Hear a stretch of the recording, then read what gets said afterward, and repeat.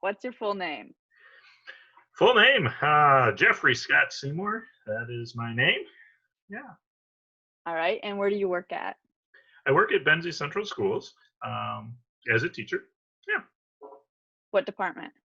I'm in the math department. Traditionally, I teach geometry and a few other classes that's ranged from pre-calc to Con Ed to Algebra 1, Algebra 2, Honors Algebra 2.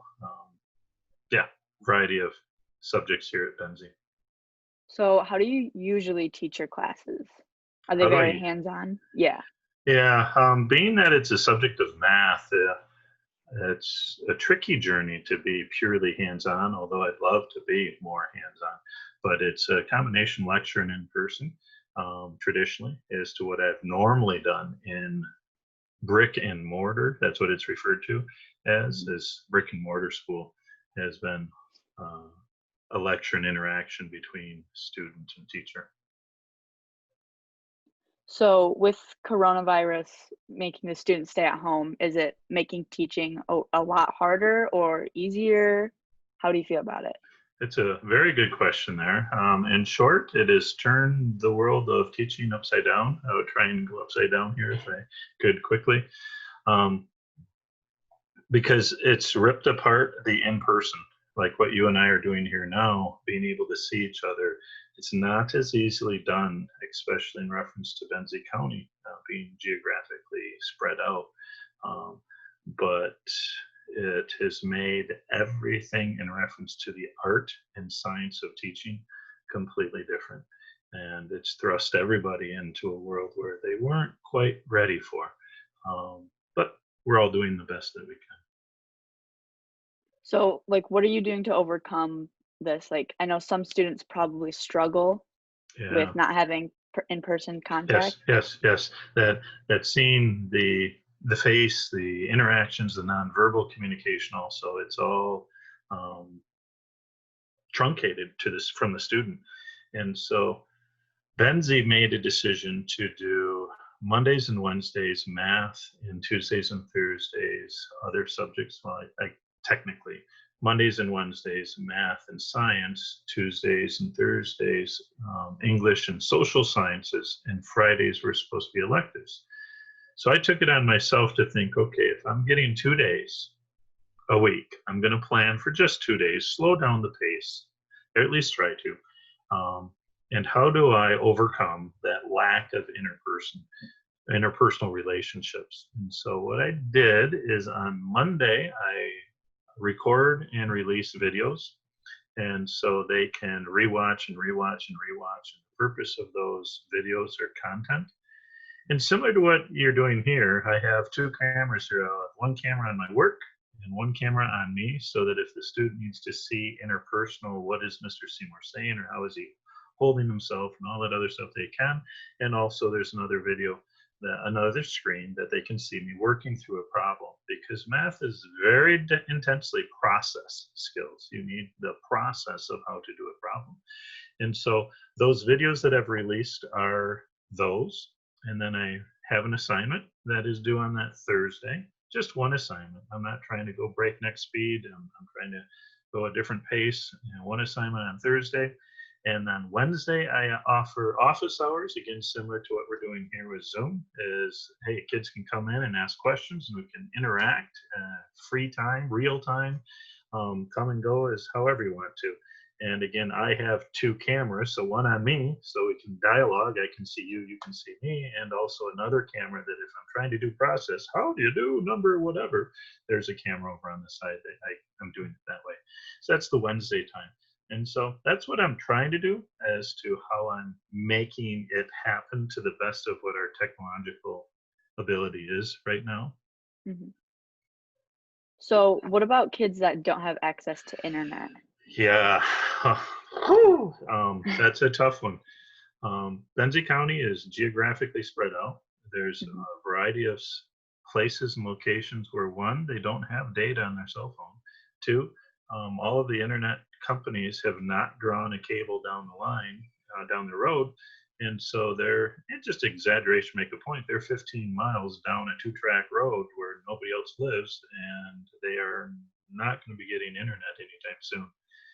Because of that reason, Benzie selected to do a hybrid program, whereas those that can plug in electronically, please do that. And those that cannot, get mailed out deliveries of packets. What teachers have found is it's very difficult to find a packet that adequately covers the content. And so, most definitely, I know what I'm sending out is here and what I'm delivering electronically is here. And so, there's this battle of where's reality that if I don't put words to that, I think I'd be lying that there is a difficulty to try and reach those students that do not have the data, do not have the internet, do not have the financial wherewithal to do satellite. And even I've heard with satellite right now with the technology, cloudy, it doesn't work or whatever. Mhm. It's just not a good feasible option for those students. So that is a concern of mine. I do not have a solution for it. I don't think anybody really does. I'm talking about that disconnect because really what this is it's creating a gap. And gaps educationally are not good. And if you're aware of a gap, you need to try and battle, do whatever you can to try and recover from that. So it's known. We are aware of it. We're doing the best we can. But even that best is not eliminating that gap. And that's sad. That's sad. But on the flip side, we're doing the best we can. Yeah. So, how do you think this is gonna affect like the high schoolers coming back to school next year? I knew that's where you're going to go. Um, how's it going to affect? My short answers, the ramifications of this are going to be felt for a very long time. I've heard some states and some colleges refer to the generation that you are in, the class of 2020, as being the lost COVID generation. They know you're coming into them without the content that other classes would. And ultimately, that means the class that's coming behind you is going to come more prepared than what you are. And that's a scary thing. Mhm. So, is it going to affect everybody for a long time? Yeah, I kind of equate it to just throwing a brick into a lake. Those waves are going to be bouncing around for a little while. And obviously, we want to dampen them as best as we can. But it's not easy for anybody. Um, educationally, emotionally, financially, socially, um, all these different dimensions. It's not easy. Your question was, how is it going to affect high school kids coming back? So let me come back to that. The school is looking at a variety of different options to try and overcome that. The state has already said that schools can start before Labor Day.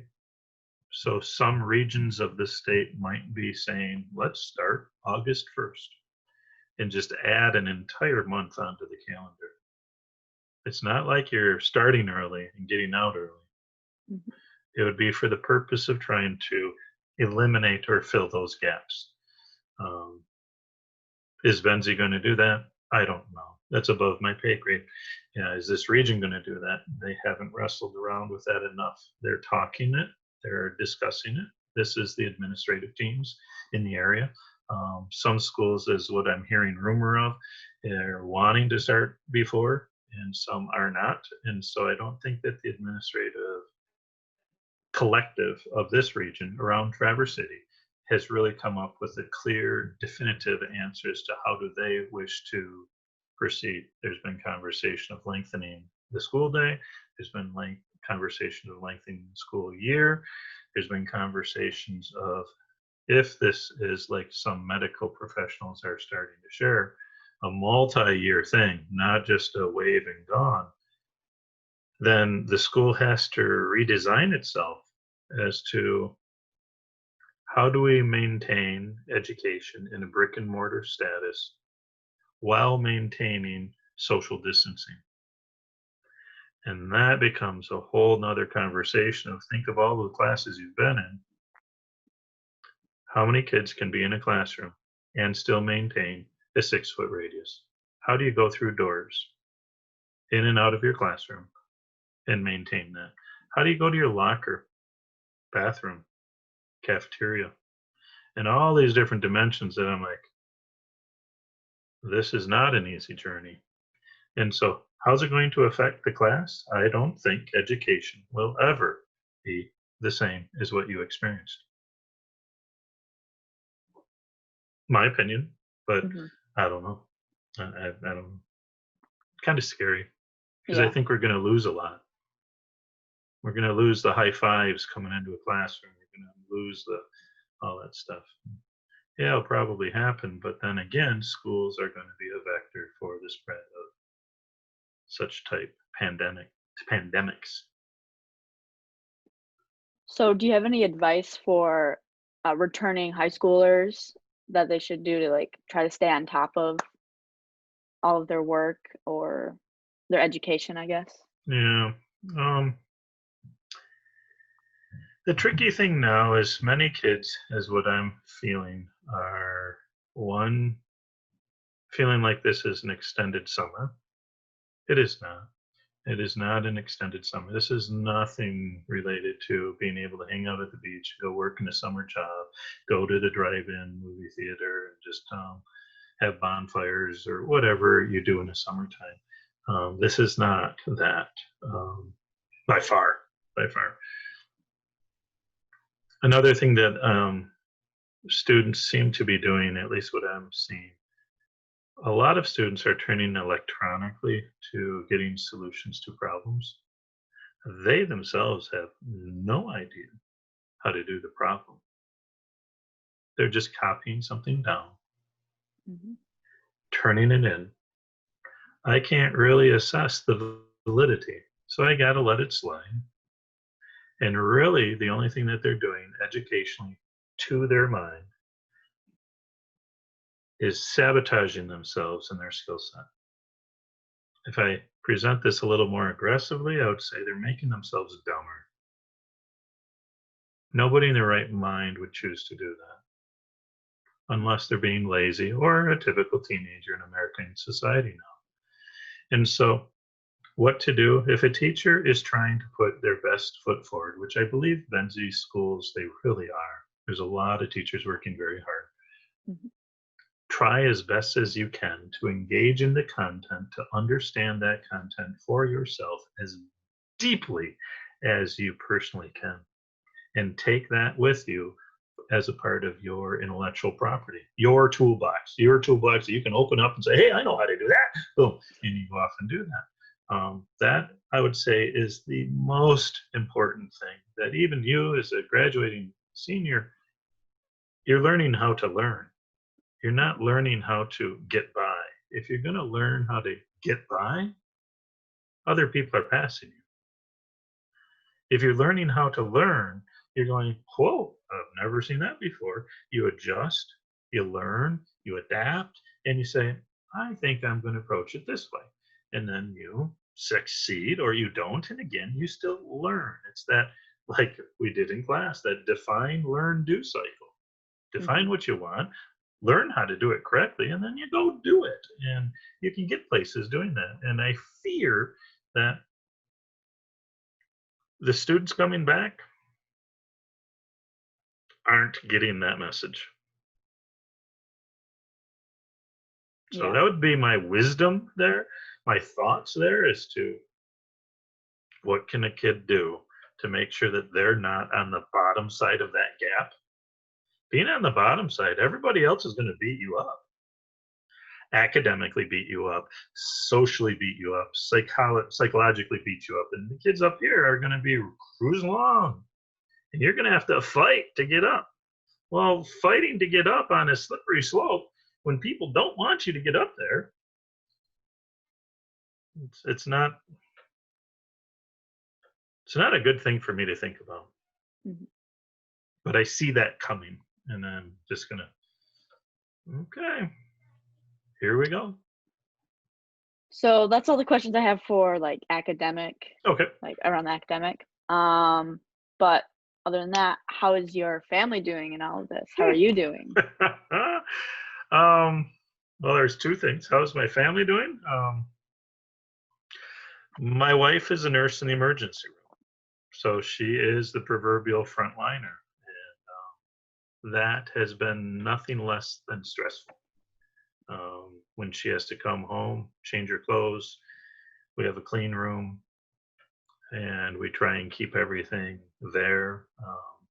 She showers, she puts on other clothes before she interacts. It's a scary world. Um, as a family, we are now at 33. We know immediately 33 deaths that have happened in the state, Mhm. and it's very real. And so, how has it affected our family? We are feeling it intimately. Um, yeah, we try to isolate it as best as we can to our kids. So our kids are aware of this. Like, Dad, why can't we go play with our kids or friends? Or why can't we go to our neighbors? Or why can't we go hug so and so or good family friends of us? Well, here's what. And so we're trying to be as transparent as we can without getting into the gory details. Um, so has it affected our family? Yeah, it has. Life is different. Your other How has it affected me? Obviously, professionally, teaching is a whole lot more of this stuff um, electronically, a whole lot more. Um, so my job has changed underneath me.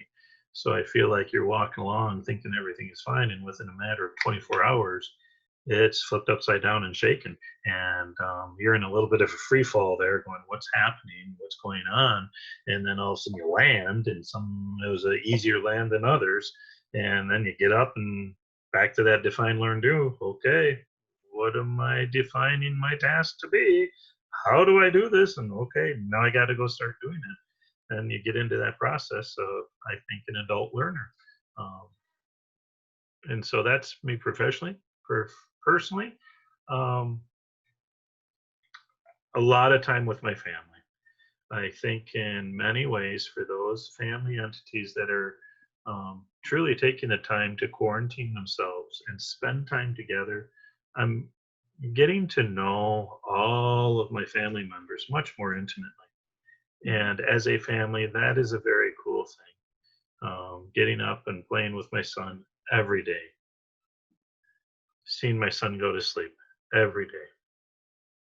That is a precious thing that I did not have as a teacher leaving traditionally at 5 or 5:30. My kids are asleep. And some days, because of meetings and after school activities, I was getting home after they were asleep. So as a father, there's a part of me that is loving this, that I don't want to go back. Yeah. And so there's a part of this that I hope society realizes. This shift has given us the opportunity to look in the rearview mirror and ask ourselves, is what we had, was that really all that good? Mhm. Now, if you're knee deep in commercialism and all that other stuff, then yeah, this is catastrophically a nightmare. Um, and I'm just talking socially within the family dimension. There's some other dimensions here that we got to solve real fast. Economics. The economics of this is staggering. And it's going to be felt, again, that brick in a lake, those waves are going to be felt for a very long time, reverberating around businesses that are closing. But I think you're asking more, how am I doing? We are doing fine. My wife is working.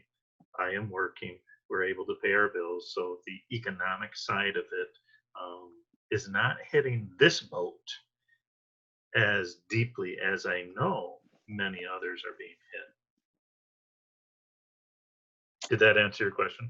Yes. Okay. So what are you doing to stay busy? What am I Since doing you to have all stay this free busy? time. Yeah, all this free time. A lot of playing with my kids. A lot of that. Being a dad, which I Mhm. treasure very deeply. In addition to that, I have learned that beekeeping is one of those essential jobs.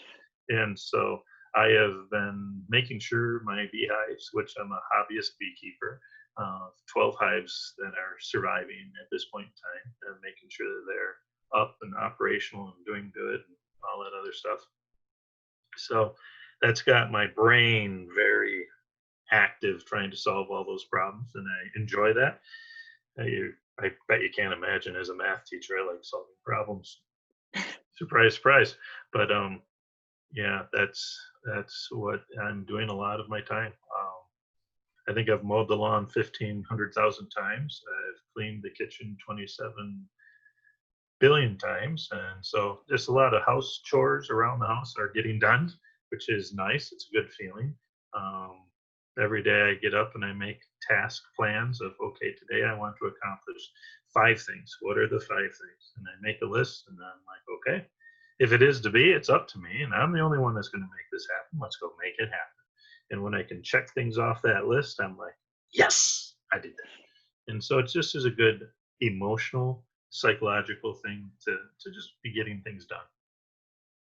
Mhm.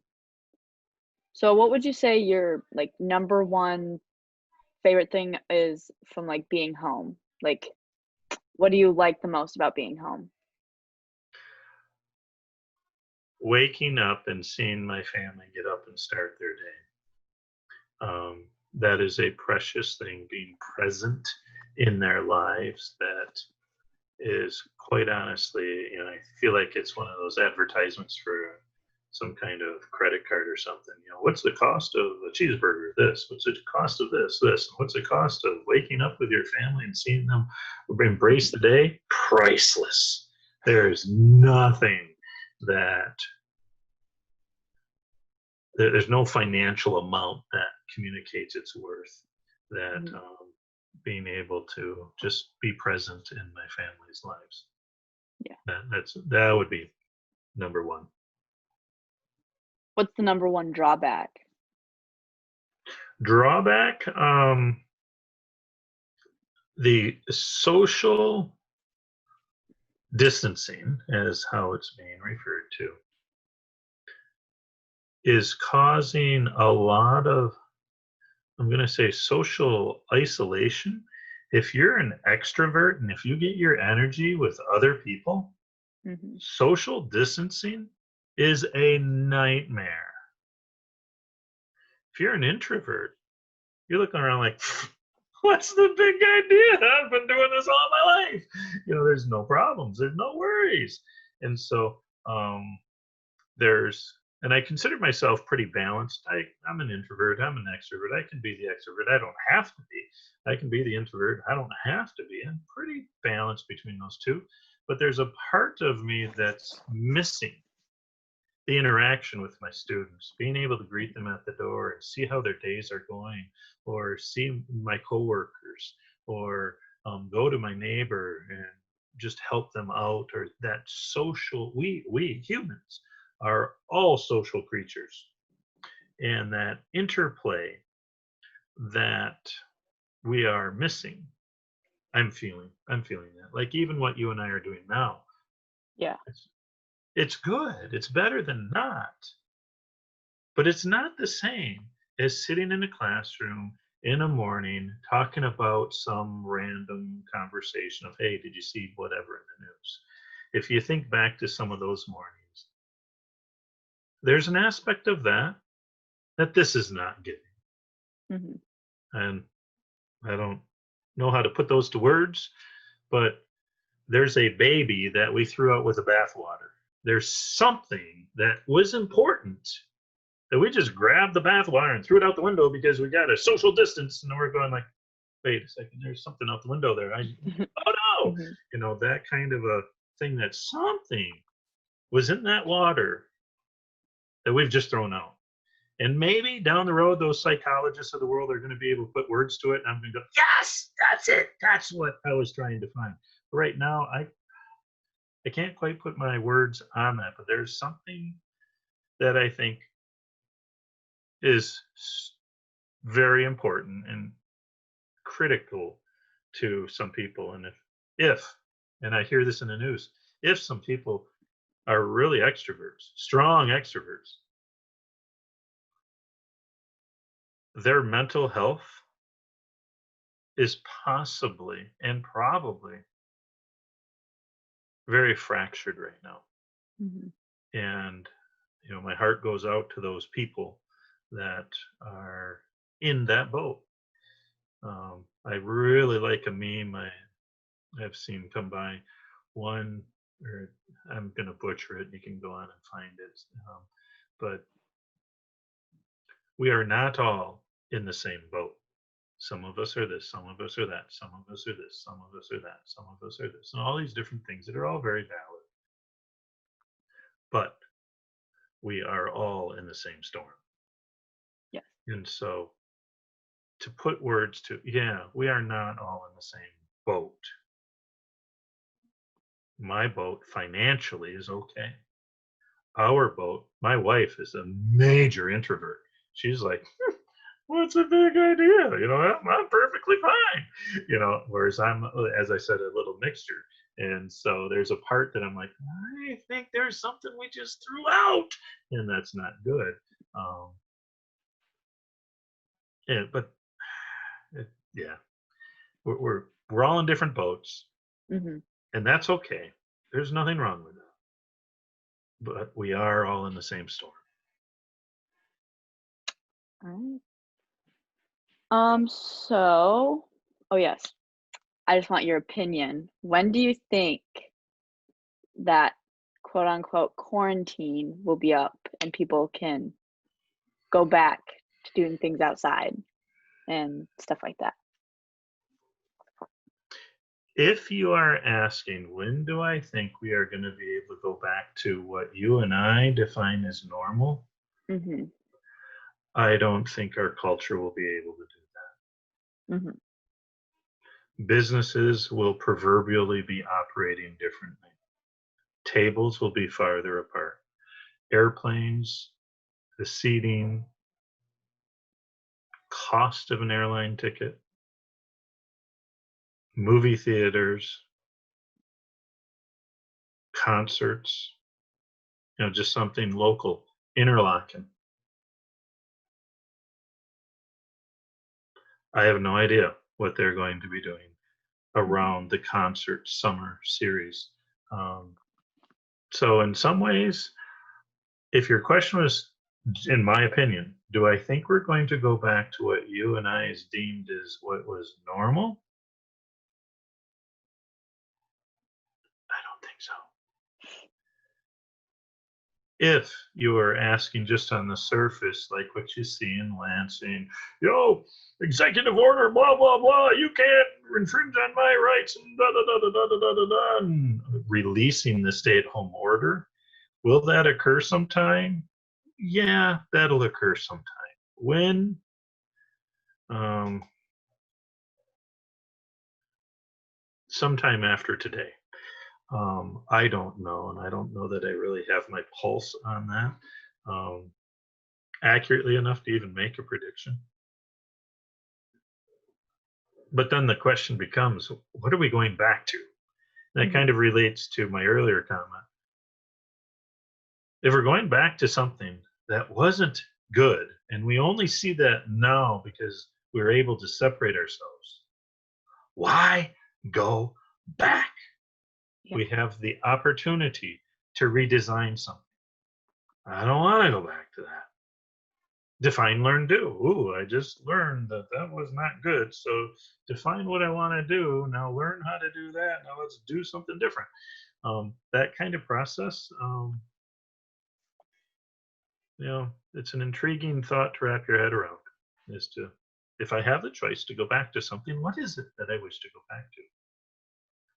Because I'm Do you telling you think what. oh, No, I'm just telling you what. Going back to an earlier question, spending time with family is something I think American culture lost. mhm. As parents spending it with their kids spending it with their parents, siblings spending it with each other. That was out the window. That was a baby that we had thrown out. And we were content with that, two-income household families. Both parents are working, chasing the American dream, getting debt, buying new cars, buying this and that, and putting a pool in the backyard, and all this other stuff that I'm like, that stuff is Mhm. not showing up on the scoreboard right Mhm. now. And so, what are we going back to? I question that a lot. Did I So answer your question?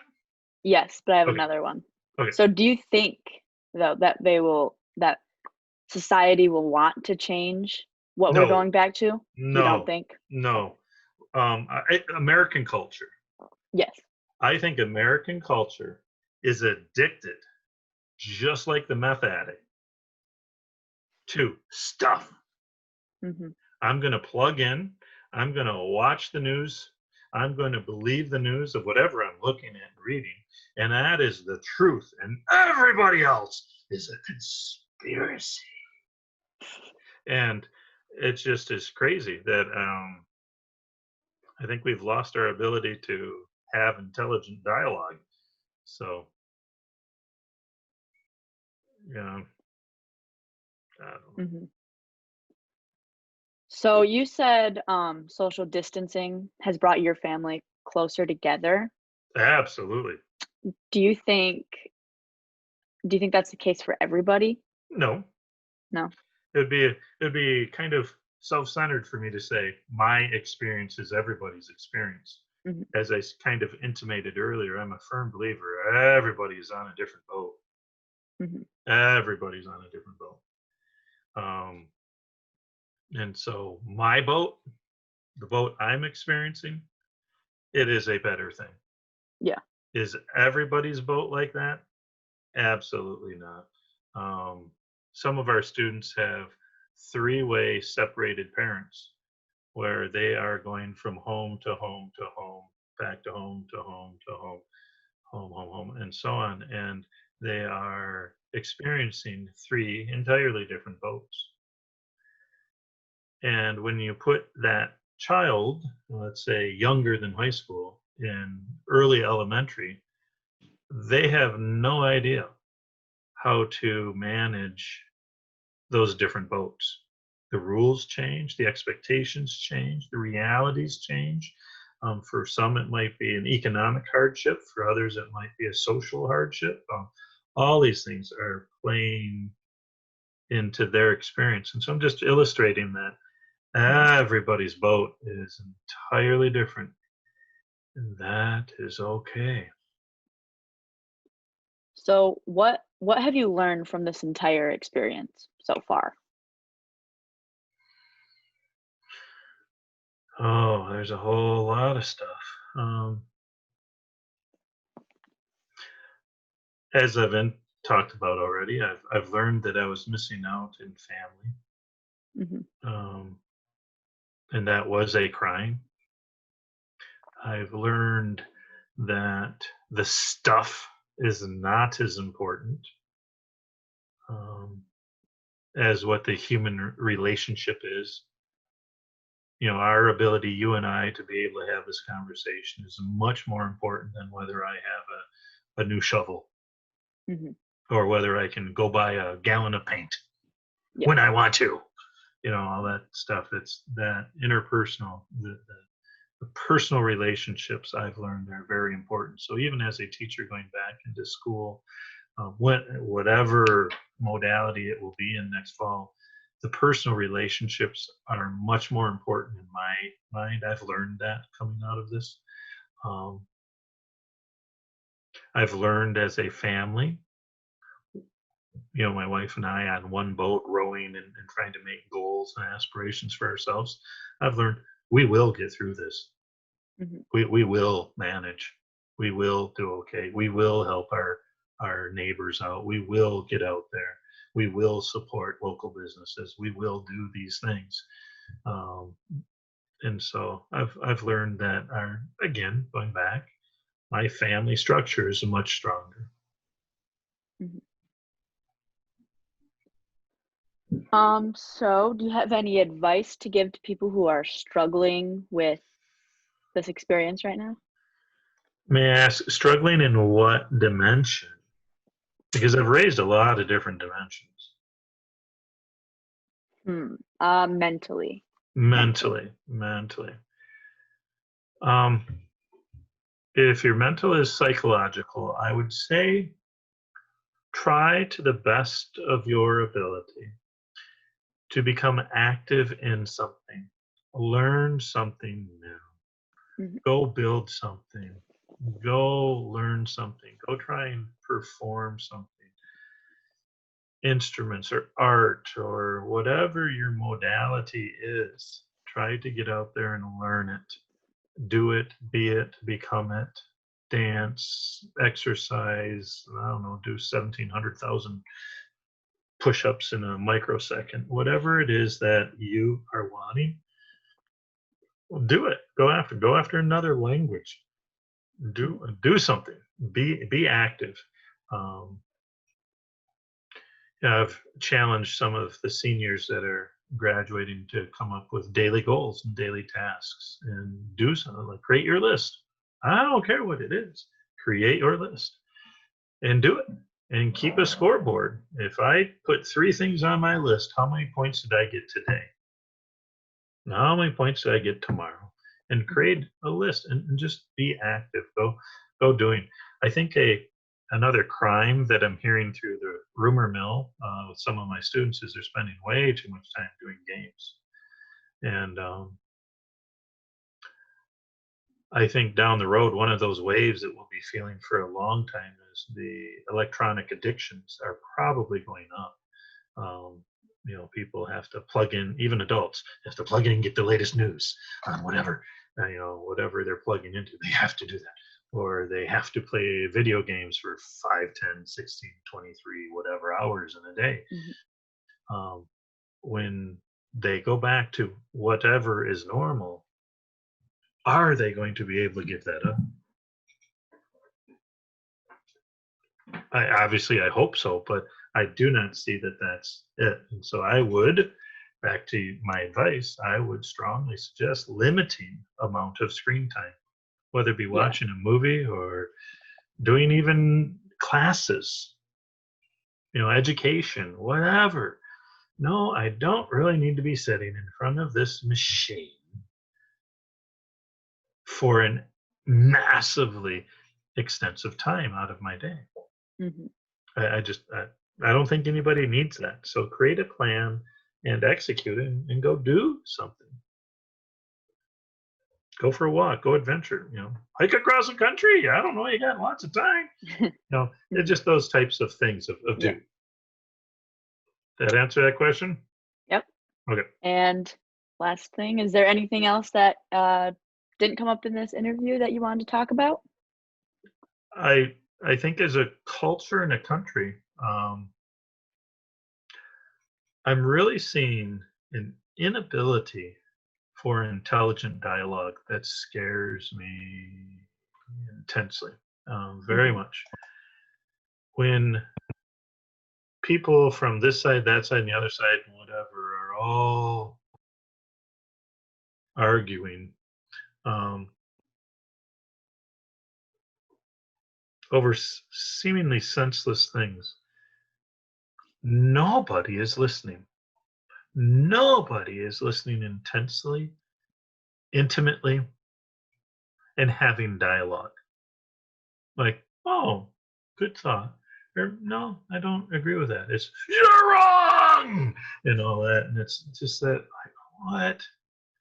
And so I fear that we are losing our ability to have intelligent conversations. We as a Mhm. culture.